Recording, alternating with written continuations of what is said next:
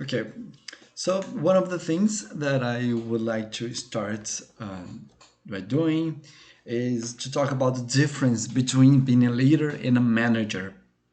And I'm aware of some of the intentions behind it, but I believe that from the majority of people, there is a lack of understanding of what is really going on. So there is this depiction of being a leader and being a manager as if the manager is the person who only demands things from people and that they are not like doing the work. You see, he's just standing and delegating tasks, and the leader is the person that is pulling and doing things together with the others, with the team members, with the direct reports.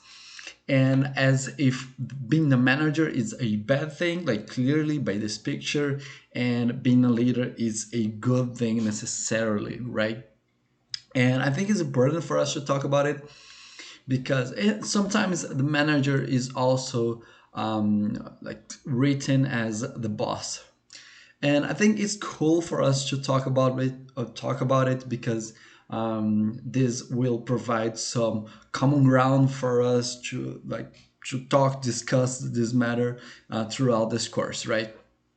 And for me, you have to be a leader sometimes, but you also have to be a manager. You cannot afford to be only the leader, only this inspirational kind of guy or girl, and you can't like. I think for me, actually, this is more personal, but like I rather you be only a manager and getting things done than being just a leader and not getting things done, right? So I think it's better for you to be a manager than just be a manager than just be a leader, because I don't think leaders get through the most difficult types. Okay, so that's why there is this new definition that is called a situational leader, where you adapt your style. So you have the more authoritarian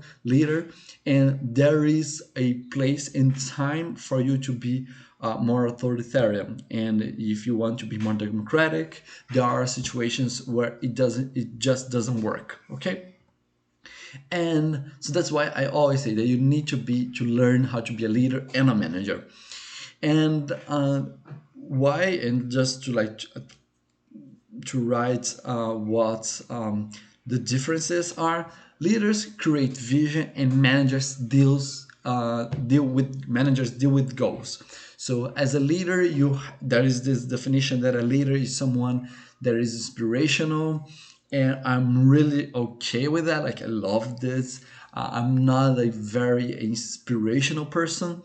I'm more pragmatic. So it's there are situations where you need to force yourself to be more like a leader, right, more inspirational, and even more gregarious as a person, right?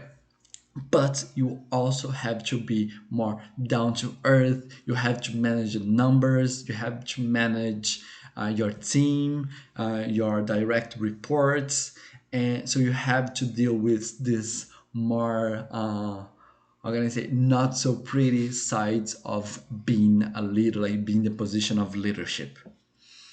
Leaders are change agents. Managers keep it predictable. A huge part of what businesses are is directly related to being predictable. You cannot sustain a business, investors, and even your plans if if you can even predict how you're gonna be in the future, right?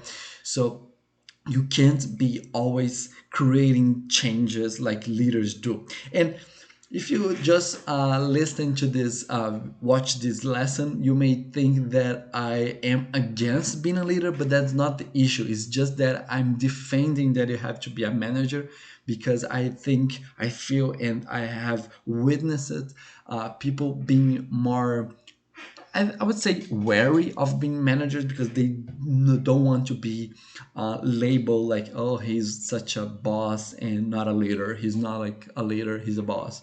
And so that's why I feel this need to like defend being a manager, because you have to be manager. And as being leader, like, I don't think people actually think bad of leaders. Oh, he's such a leader, I hate him. Like, no, that's why I'm more protective of the manager side, right?